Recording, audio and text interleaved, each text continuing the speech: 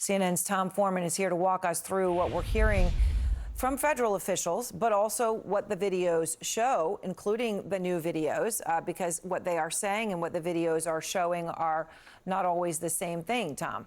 Yeah, very much. I want to start with the very first statement made by the Trump administration in the aftermath of this shooting. It was a tweet by the Department of Homeland Security showing a firearm on what appears to be the seat of a car.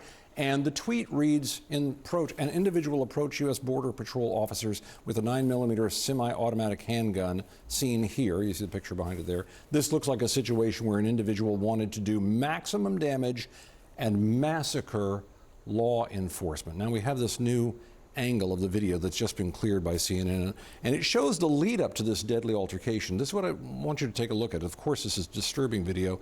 Let's take some time though and watch this together. Some things to note. As it begins, you see Pretty out there in the middle of the street. He shows up right in this area here. You start seeing him, and he is at one point using his camera. There he is, right there, and he's pointing to traffic, sort of waving traffic through. At some moment here, you see that law enforcement approaches him, and he backs away as they start moving up on him. He is not trying to move toward them. He's backing away. Then you're going to see one of these officers approach a woman near him and really forcefully shove her to the ground right there. And Pretty starts rushing over toward her. Now, they're both getting pepper sprayed at this point. He gets grabbed, and he's taken over to the ground here. I'll point out this is about 15 seconds from when officers turned to him. He's now on the ground. They are on top of him. The officers are all around. He does not appear to have a weapon in his hand. He doesn't brandish anything. He doesn't seem to do anything. And then all of a sudden you see one agent in the middle there. Look, he turns away, and that's when the shooting begins. One shot followed by, in our analysis, 9 other shots there. We heard from Border Patrol Chief Greg Bovino. He was asked at what point Pretty brandished a weapon in all of this. This was his answer. Ali, this situation again is evolving. This situation is under investigation. Those facts will come to light. This is important because an important detail, because concealed carry is legal. We know from local officials Pretty had a permit to carry a weapon, and law enforcement analysts here on CNN have raised questions as to why the picture of this gun that DHS shared online was shown on the seat of a car and not in the scene where Pretty was shot. And we now have an answer. CNN analysis shows, if you watch all those videos carefully, you see a federal agent right there who appears to be removing a gun. This is very critical to remember. That piece of video you're seeing right there is happening about a second, or maybe slightly less than a second, before the shooting begins. Now, it is just video. We have to look at it. There will be a lot of questions here, but that's the reason people say you have to have a truly impartial and fair investigation here, because if he removed the gun before all this shooting broke out, then why is this man now dead?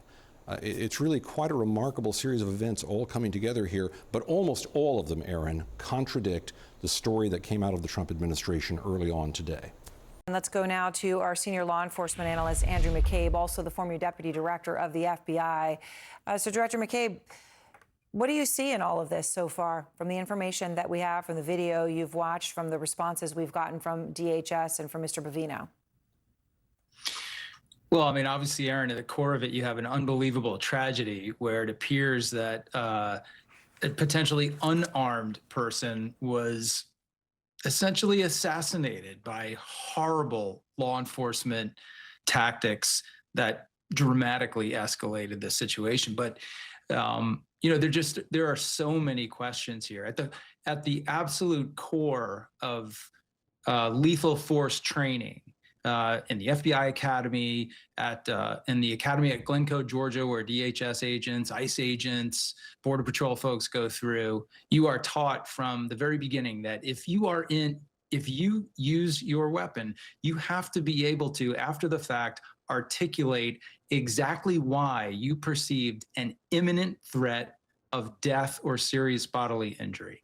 And so the question now is, when are we going to hear that articulation? What is the reason that these officers, or a single officer, we don't know how many people shot, believed they were in imminent threat of death by this person who was, by every video we've seen, on the ground with anywhere from 4 to 5 officers on top of him at the same time.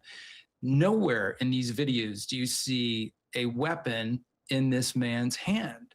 And so while Commander Bovino's statement was very artfully written, yes, they encountered someone who had a gun, it is not clear that that man ever presented the gun, brandished the gun, pointed the gun at anyone, threatened to harm any of these officers. So what's the excuse for having to use lethal force here? We have no idea. No, and in fact, they were quick to, post a picture of the gun, which they removed from the crime scene. They put in a car. They said, look at these extra magazines. There was some deplorable act that he was prepared to commit, but they've never actually even said that he did brandish it. And obviously there's no video evidence that he did any such thing. He did have a permit to carry it.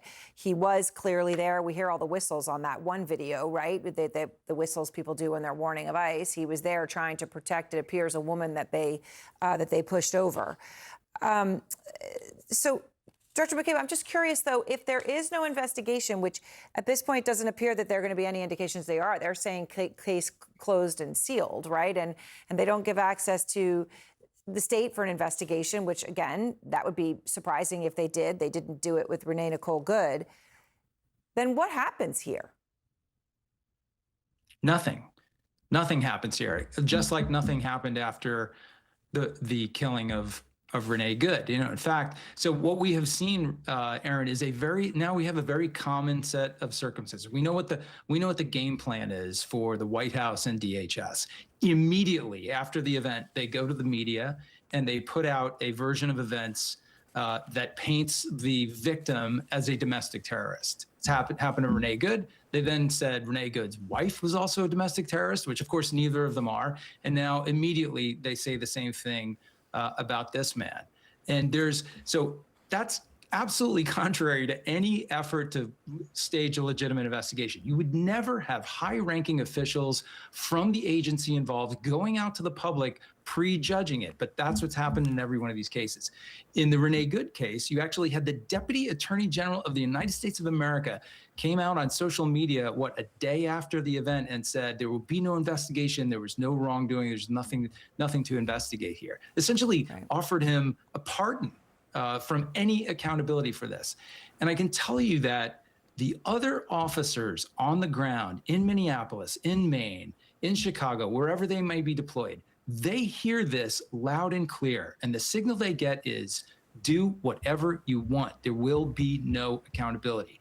You can be as violent as you want. You can provoke as many conflicts as you want, as we've seen happen in this case. And there will be no accountability. And people should be very, very concerned about that.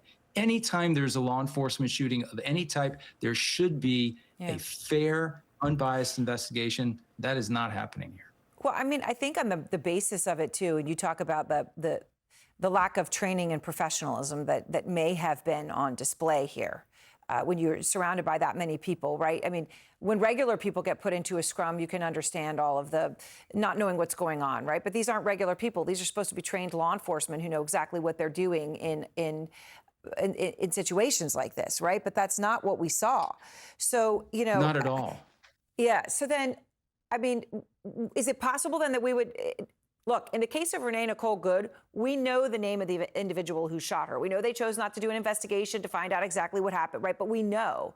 But in this case, we may never actually even know because it's unclear in that scrum who shot or how many people shot. The only thing we know for sure is that Alex Purdy, who was killed, was not one of the people who shot.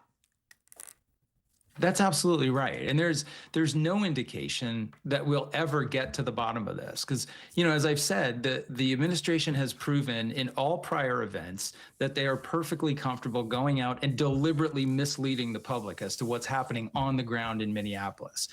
Convicting people for domestic terrorism before they've ever been presented a single piece of evidence. How about the photograph of Nakima Anderson, who the White House admitted they intentionally altered the photograph to make her look worse at the moment of her arrest. Yeah. It's It's unbelievable. We've never seen this from any other administration that I'm familiar with at any other time in our history. We've never seen this level of violent conduct by law enforcement against the citizenry be completely ignored and swept under the rug by the administration. It should be troubling to every American, no matter where you are on the political spectrum. You should not be comfortable watching public servants act like this and commit these acts of violence and suffer no repercussion for it. Director McCabe, thank you very much. I appreciate your time